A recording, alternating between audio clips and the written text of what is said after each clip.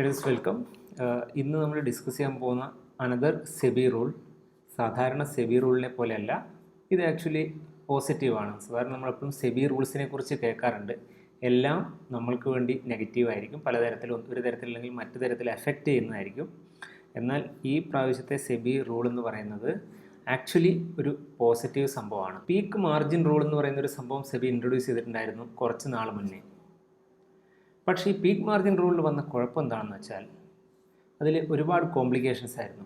ഒരു ഇൻട്രാഡേ ട്രേഡറെ സംബന്ധിച്ചിടത്തോളം അവരുടെ മാക്സിമം ടൈമും സ്പെൻഡ് ചെയ്യുന്നത് ചാർട്ട് അനാലിസിസ് ആൻഡ് ട്രേഡിംഗ് പോലെയുള്ള കാര്യങ്ങളിലാണെങ്കിൽ അതിൻ്റെ ഓൺ ടോപ്പ് ഓഫ് ദാറ്റ് നമുക്ക് ഒരുപാട് വേറെ കാര്യങ്ങൾ, മാർജിൻ കുറഞ്ഞിട്ടുണ്ടോ അല്ലെങ്കിൽ മാർജിൻ കൂടിപ്പോയാൽ എന്ത് ചെയ്യണം, ഇങ്ങനെ ഒരുപാട് കാര്യങ്ങൾ നോക്കേണ്ട ഒരു അവസ്ഥ എല്ലാവർക്കും ഉണ്ടായിരുന്നു. അതുകൊണ്ട് തന്നെ നമ്മളുടെ ഒരു ഫുൾ ക്യാപിറ്റലിൻ്റെ ഫുൾ പൊട്ടൻഷ്യൽ യൂസ് ചെയ്യാൻ പറ്റുന്നുണ്ടായിരുന്നില്ല. അതെന്താണെന്ന് ഞാൻ എക്സ്പ്ലെയിൻ ചെയ്യാം. കാരണം ഇതുപോലെയുള്ള കാര്യങ്ങൾ അറിഞ്ഞിരിക്കുകയാണെങ്കിൽ നിങ്ങൾക്ക് നിങ്ങളുടെ ഡിസിഷൻസ് എപ്പോഴും ഇൻഫോംഡ് ഡിസിഷൻസ് ആയിരിക്കും. റൈറ്റ്? എല്ലാ കാര്യങ്ങളും, മാർക്കറ്റിനെ കുറിച്ചുള്ള എല്ലാ ഇൻഫർമേഷൻസും നിങ്ങളുടെ കയ്യിലുണ്ടാവണം. ഇപ്പോൾ എല്ലാ സമയത്തും നമുക്കിത് ആവശ്യം വന്നൊന്നും വരില്ല. അതേ സമയത്ത് ഇനി അങ്ങോട്ട് നിങ്ങൾക്ക് ഇതുപോലുള്ളൊരു സംഭവം വരുമ്പോൾ ഇത് എന്തുകൊണ്ടാണ് ഇങ്ങനെ സംഭവിക്കുന്നത്, അല്ലെങ്കിൽ എന്തുകൊണ്ടാണ് ഇനി ഇങ്ങനെ സംഭവിക്കാതിരിക്കുക എന്ന് നമ്മൾ അറിഞ്ഞേ പറ്റും. ഓക്കെ, പീക്ക് മാർജിൻ റൂൾ എന്ന് പറഞ്ഞാൽ എന്താണെന്ന് വെച്ചാൽ നമുക്കറിയാം. ഇപ്പോൾ ഇതൊരു നിഫ്റ്റി എന്ന് പറയുന്ന ഒരു പ്രൊഡക്റ്റാണ്. നിഫ്റ്റിയുടെ ഒരു 16,000 സ്ട്രൈക്ക് നമുക്ക് സെല്ല് ചെയ്യണമെങ്കിൽ നോർമലി നമുക്ക് വേണ്ട ഒരു മാർജിൻ എന്ന് പറയുന്നത് 1 lakh rupees ആണ്. ഇത് ഞാൻ എക്സാമ്പിളിന് വേണ്ടി റൗണ്ട് നമ്പേഴ്സ് എടുക്കുന്നതാണ്, ഇത് എക്സാക്റ്റ് അല്ല. സോ 1 lakh rupee മാർജിൻ വേണം നമുക്കൊരു ലോട്ട് നിഫ്റ്റി ഓപ്ഷൻ സെല്ല് ചെയ്യാൻ. ഫ്യൂച്ചേഴ്സിൻ്റെ കാര്യത്തിലും സെയിം ആണ്, കുറച്ച് കൂടുതലായിരിക്കും ഓപ്ഷൻസിനേക്കാളും. സോ ഈ 1 lakhൻ്റെ ഒരു ഇമ്പോർട്ടൻസ് എന്താണെന്ന് വെച്ചാൽ പല സമയത്തും നിങ്ങൾ ശ്രദ്ധിച്ചിട്ടുണ്ടോ എന്ന് എനിക്കറിയില്ല. ഈ മാർജിൻ എന്ന് പറയുന്നത് ഇൻട്രാഡേയിൽ ചേഞ്ച് ചെയ്യുന്നൊരു സംഭവമാണ്. മാർക്കറ്റിൻ്റെ വോളറ്റിലിറ്റി കൂടുമ്പോൾ ഈ മാർജിൻ കൂടും, മാർക്കറ്റിൻ്റെ വോളറ്റിലിറ്റി കുറയുമ്പോൾ ഈ മാർജിൻ കുറയും. അങ്ങനെയാണ് ഇതിൻ്റെ ഒരു കാൽക്കുലേഷൻ മെക്കാനിസം. അപ്പോൾ 2-3 കണ്ടീഷൻസിലാണ് ഈ ഒരു സംഭവം വലിയൊരു പ്രശ്നമായിട്ട് വന്നത്. ആദ്യത്തെ എക്സാമ്പിൾ എങ്ങനെയാണെന്ന് നോക്കാം. വളരെ സ്ട്രെയിറ്റ് ആയിട്ടുള്ള കാര്യമാണ്.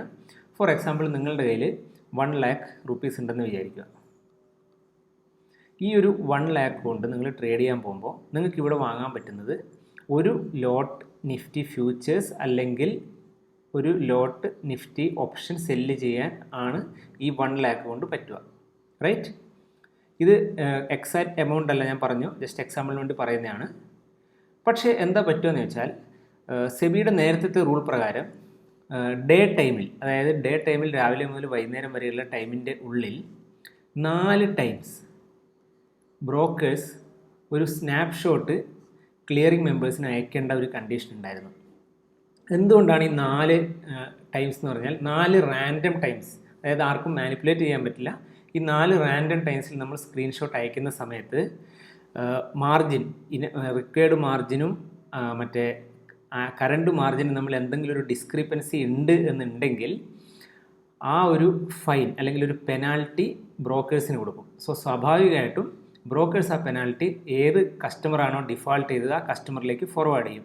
ഈ പെനാൽറ്റി എന്ന് പറഞ്ഞാൽ ചെറിയൊരു എമൗണ്ട് ആയിരുന്നില്ല. അത് നിങ്ങൾ എത്ര ആൾ ഇത് ഫീൽ ചെയ്തതെന്ന് എനിക്കറിയില്ല. ഒരുപാട് മെസ്സേജ് വന്ന് കണ്ടിട്ടുണ്ട്. അൺഎക്സ്പെക്റ്റഡ് ആയിട്ട് ഒരുപാട് ഫൈൻസ് വന്ന പല കണ്ടീഷൻസും ഉണ്ട്. സോ 0.5 മുതൽ 1% ഓഫ് ദ ട്രേഡ് വാല്യൂ വരെ ഫൈൻ കൊടുക്കുന്ന ഒരു അവസ്ഥ ഈ ഒരു റൂൾ കൊണ്ട് ഉണ്ടായിരുന്നു. അപ്പോൾ ഇതിൻ്റെ പ്രശ്നം എന്താണെന്ന് വെച്ചാൽ, സപ്പോസ് നിങ്ങളൊരു നിഫ്റ്റി ഓപ്ഷൻ സെല്ല് ചെയ്യുകയാണ്. നിങ്ങളുടെ കയ്യിൽ 1 ലക്ഷം ഉണ്ടായിരുന്നു, നിങ്ങളത് സെല്ല് ചെയ്തു. ഒരു 2 മണിക്കൂർ കഴിഞ്ഞപ്പോൾ വോളറ്റിലിറ്റി കൂടി ഈ ഒരു റിക്വയർഡ് മാർജിൻ 1 ലക്ഷത്തിൽ നിന്ന് 1,10,000 മാറി. കാരണം അത് ഞാൻ പറഞ്ഞ നേരത്തെ ചേഞ്ച് ചെയ്തുകൊണ്ടിരിക്കുന്ന ഒരു സംഭവമാണ്. ഇത് ചേഞ്ച് ചെയ്ത് കഴിയുമ്പോൾ ശരിക്കും എന്താ എഫക്റ്റ് ആവുന്നത്? നിങ്ങളുടെ കയ്യിൽ 1 ലക്ഷമേ ഉള്ളൂ, മാർജിൻ റിക്വയർഡ് 1,10,000. ദാറ്റ് മീൻസ് നമ്മൾ ഒരു 10,000 രൂപ ഷോർട്ടാണ്. ഇത് പണ്ട് മുതലേ നിങ്ങൾ കേട്ടിട്ടുണ്ടാവും, മാർജിൻ കോൾ എന്ന് പറയുന്ന ഒരു സംഭവമുണ്ട്.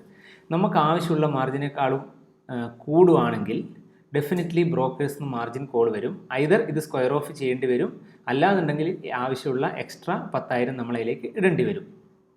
ഇത് നേരത്തെ മുതലുള്ളൊരു കാര്യമാണ്. ഓൺ ടോപ്പ് ഓഫ് ദാറ്റ് നമ്മൾ ഫൈനും കൊടുക്കേണ്ടി വരുമായിരുന്നു ഈ സെബിയുടെ കഴിഞ്ഞ നാൾ വരെയുള്ള റൂൾ പ്രകാരം. സപ്പോസ് നിങ്ങളുടെ കയ്യിൽ മാർജിൻ ഷോർട്ട് ഫോൾ വരുന്നു, ഒരു 10,000 രൂപ ഷോർട്ട് ഫോൾ വരുന്നു. നിങ്ങൾക്ക് ബ്രോക്കറിൽ നിന്നൊരു മാർജിൻ കോൾ വരുവാണ്. നിങ്ങൾ ആ 10,000 രൂപ ട്രാൻസ്ഫർ ചെയ്യാൻ തീരുമാനിക്കുന്നു. നിങ്ങൾ ഈ 10,000 ട്രാൻസ്ഫർ ചെയ്യുന്നതിന് മുന്നേ, നിങ്ങളുടെ അക്കൗണ്ട് 1,10,000 ആകുന്നതിന് മുന്നേ ആണ് ഈ ഒരു സ്നാപ്ഷോട്ട്. ഞാൻ പറഞ്ഞു ഒരു ഡെയിലി 4 സ്നാപ്ഷോട്ടായിരുന്നു ഇവർക്ക് എടുത്ത് അയക്കേണ്ടിയിരുന്നത്. ആ സ്നാപ്ഷോട്ട് എടുത്ത് ഇവർ അയക്കുന്നതെങ്കിൽ അവരുടെ കണക്ക് പ്രകാരം നിങ്ങൾക്ക് 10,000 രൂപയുടെ ഷോർട്ട് ഫാൾ അവിടെ ഉണ്ട്. സോ സ്വാഭാവികമായിട്ടും ആ പെനാൽറ്റി നിങ്ങളിലേക്ക് വരും. ഇനി ആ ഒരു പ്രശ്നമില്ല ആഗസ്റ്റ് 1 മുതൽ. ഇത് ഒന്നാമത്തെ കണ്ടീഷനാണ് ഇപ്പോൾ നമ്മൾ പറഞ്ഞത്. ഇപ്പോൾ സപ്പോസ് നിങ്ങളിവിടെ വേറൊരു കോൾ ബൈ ചെയ്യുകയാണ്, മാർജിൻ ബെനിഫിറ്റിന് വേണ്ടി ഇവിടെ ബൈ ചെയ്യുകയാണ്. നിങ്ങൾക്കറിയാം 1,00,000 രൂപ മാർജിൻ വേണമെങ്കിൽ ഇപ്പോൾ ഒരു 15,100 നമ്മളൊരു പുട്ട് ബൈ ചെയ്ത് കഴിഞ്ഞാൽ നമുക്കറിയാം ഒരു ഹെഡ്ജ്ഡ് പൊസിഷനായി ഈ ഒരു മാർജിൻ എന്ന് പറയുന്നത് ചിലപ്പോൾ നമുക്കൊരു 25K മാത്രമേ വേണ്ടി വരും. ഇത് ഒരുപാട് ആൾക്കാർ യൂസ് ചെയ്യുന്നൊരു സംഭവമാണ്. അപ്പോൾ നിങ്ങളുടെ കയ്യിൽ 1,00,000 രൂപയുണ്ട്, 25K നിങ്ങളിവിടെ, അതായത് ആദ്യം നിങ്ങളിത് സെല്ല് ചെയ്തു, അപ്പോൾ നിങ്ങൾക്ക് 1,00,000 രൂപ വേണ്ടി വന്നു. അതിനുശേഷം ഇത് ബൈ ചെയ്തപ്പോൾ നിങ്ങൾക്ക് 25K ആയി കുറഞ്ഞു. ദാറ്റ് മീൻസ് നിങ്ങളുടെ 75K മാർജിൻ റിലീസായി. അപ്പോൾ സ്വാഭാവികമായിട്ടും നമ്മൾ ചെയ്യുന്നൊരു കാര്യമാണ് ഈ ബാക്കിയുള്ള പൈസ കൊണ്ട് നമ്മൾ വേറെ എന്തെങ്കിലും വാങ്ങിയെന്ന് വരും. സോ അങ്ങനെ വാങ്ങിയതിന് ശേഷം ഐദർ 2 കാര്യങ്ങളാണ് വരുന്നത്. ഒന്ന്, നിങ്ങളിത് ആദ്യം ഇത് സെല്ല് ചെയ്യുക. നമുക്കറിയാം ഒരു ബൈ പൊസിഷൻ ഒരു സെൽ പൊസിഷൻ ഉണ്ടെങ്കിൽ ഒരു കുഴപ്പവും വരാതിരിക്കാൻ നമുക്ക് ചെയ്യാൻ പറ്റുന്ന കാര്യം ആദ്യം സെല്ല് ചെയ്യുക, അതിനുശേഷം അതായത് ആദ്യം സെൽ പൊസിഷൻ ക്ലോസ് ചെയ്യുക, അതിനുശേഷം ബൈ പൊസിഷൻ ക്ലോസ് ചെയ്യുക. അപ്പോൾ നമുക്ക് പ്രത്യേകിച്ച് ഇഷ്യൂസ് ഒന്നും സ്വാഭാവികമായിട്ടും ഉണ്ടാവാറില്ല. അതേ സമയത്ത് ഇത് ഈ ചെയ്യുന്ന സമയത്ത് നിങ്ങൾ ആദ്യം ബൈ ചെയ്യുന്നതിന് പകരം ആദ്യം സെല്ലാണ് ചെയ്യുന്നതെങ്കിൽ പല ബ്രോക്കേഴ്സ് ഇപ്പോൾ അത് അലൗ ചെയ്യാറില്ല.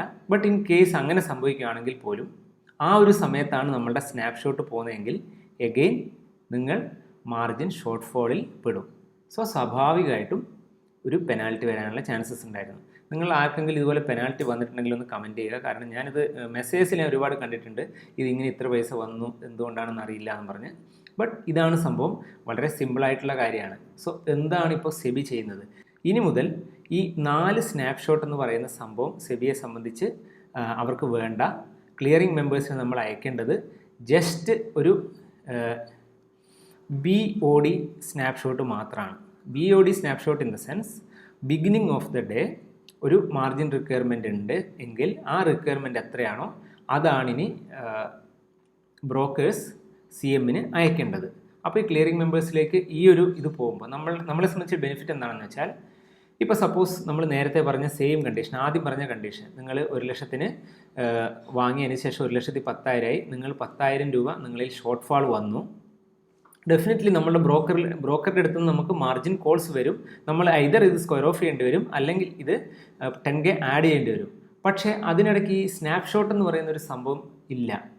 അതുകൊണ്ട് തന്നെ വേറൊരു തരത്തിലുള്ള പെനാൽറ്റിയും അവിടെ ഉണ്ടാവില്ല. നിങ്ങൾ ആകെ ശ്രദ്ധിക്കേണ്ട ഇത്ര കാര്യമുള്ളൂ. സപ്പോസ് നിങ്ങളുടെ കയ്യിൽ 1,00,000 ആണ്, നിങ്ങളൊരു നിഫ്റ്റി ഫ്യൂച്ചർ അല്ലെങ്കിൽ ഒരു ഓപ്ഷൻ സെല്ല് ചെയ്തതിന് ശേഷം നെക്സ്റ്റ് ഡേ മോർണിംഗ് ആകുമ്പോഴേക്ക് നിങ്ങളുടെ ഈ 1,00,000 മാത്രമേ ഉള്ളൂ എന്ന് വിചാരിച്ചു. ഇനി നിങ്ങളുടെ അക്കൗണ്ട് ബാലൻസ് 0 ആണ്.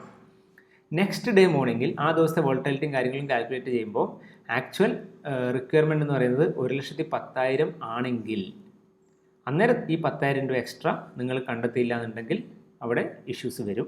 സോ ഇൻട്രാഡേ ട്രേഡേഴ്സിനെ സംബന്ധിച്ചിടത്തോളം ഇത് വലിയൊരു ബെനിഫിറ്റാണ്. അറ്റ്ലീസ്റ്റ് 100% മാർജിൻ യൂസ് ചെയ്യുന്ന സമയത്ത് പോലും, ക്യാപിറ്റൽ മാക്സിമം യൂസ് ചെയ്യുന്ന സമയത്ത് പോലും ഇനി ഇങ്ങനെ ഒരു ഇഷ്യൂ ഇടയ്ക്ക് ഉണ്ടാവുമോ എന്ന് ആലോചിച്ച് ടെൻഷൻ അടിക്കേണ്ട കാര്യമില്ല. അതൊരു വലിയ ബെനിഫിറ്റായിട്ടാണ് എനിക്ക് തോന്നുന്നത്. ഓഗസ്റ്റ് 1 മുതലാണ് ഇത് എഫക്റ്റീവായി വരിക. ദാറ്റ് മീൻസ് ജൂലൈ 31 ഈ പഴയ റൂള് തന്നെ ബാധകമാണ്. അതിൻ്റെ കൂടെ ഒരു കാര്യം കൂടി, കഴിഞ്ഞ വീഡിയോ നമ്മൾ ചെയ്ത സമയത്ത് നിഫ്റ്റി ബേസിൽ വളരെ ഇൻട്രസ്റ്റിംഗ് ആയി എങ്ങനെയാണ് സിമ്പിളായിട്ട് ഇൻവെസ്റ്റ് ചെയ്യാമെന്ന് പറഞ്ഞിട്ടുണ്ടായിരുന്നു. അതിൽ ഏറ്റവും കൂടുതൽ വന്ന ഒരു ക്വസ്റ്റ്യൻ എന്ന് പറയുന്നത്, ഇത്ര സിമ്പിളായിട്ട് ചെയ്താൽ ഇതെങ്ങനെയാണ് വർക്കാവുക എന്നതാണ്. ഇത് ശരിക്കും കാണിക്കുന്നത് നമ്മളുടെ ഒരു മെൻറ്റാലിറ്റിയാണ്.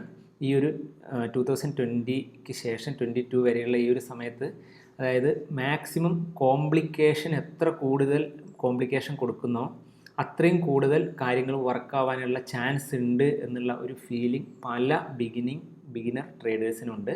നിങ്ങളൊരു കാര്യം മനസ്സിലാക്കുക, ട്രേഡിങ്ങിലായാലും ഇൻവെസ്റ്റിങ്ങിലായാലും ഡെഡ് സിമ്പിൾ തിങ്സ് ആണ് വർക്കാവുക. അതിനപ്പുറത്തേക്ക് നിങ്ങൾ എന്ത് ചെയ്താലും അത് നിങ്ങളുടെ എനർജി വേസ്റ്റേജ് ആണ്. നിങ്ങൾക്ക് എന്ത് വേണമെങ്കിലും യൂസ് ചെയ്യാം. 10 ഇൻഡിക്കേറ്റർ നിങ്ങൾക്ക് യൂസ് ചെയ്യാം. അല്ലെങ്കിൽ അതുപോലെ ഇപ്പോൾ ഈ നിഫ്റ്റി ബേസിൽ ഈ ഒരു തരത്തിൽ ഇൻവെസ്റ്റ് ചെയ്യുന്നതിന് പകരം എനിക്ക് നിങ്ങൾക്ക് കുറച്ചുകൂടി ഒരു വലിയൊരു സംഭവമാണെന്ന് കാണിക്കാൻ വേണ്ടി വളരെ കോംപ്ലിക്കേറ്റഡ് ആയിട്ട് എന്തെങ്കിലുമൊക്കെ പറയായിരുന്നു, അങ്ങനെ ആകുമ്പം ഇങ്ങനെ ആകുമ്പോൾ എന്നൊക്കെ പറഞ്ഞ്. അങ്ങനെ ചെയ്താലും സിമ്പിളായിട്ട് ചെയ്താലും കാര്യങ്ങൾ വർക്കാവുക നിങ്ങൾ എങ്ങനെയാണ് അത് എക്സിക്യൂട്ട് ചെയ്യുന്നത് എന്ന് വെച്ചിട്ടാണ്. സോ സിമ്പിൾ തിങ്സ് വർക്കാവുമോ എന്നുള്ള ഡൗട്ടിൽ നിങ്ങൾ നിഫ്റ്റി ബേസിൽ ഇൻവെസ്റ്റ് ചെയ്യാതിരിക്കേണ്ട. ഡെഫിനറ്റ്ലി വർക്കാവും. ഇത് ഞാൻ ചെയ്യുന്നതാണ്. ഞാൻ മാത്രമല്ല, ഞാനിത് കണ്ടുപിടിച്ച ഒരാളൊന്നുമല്ല.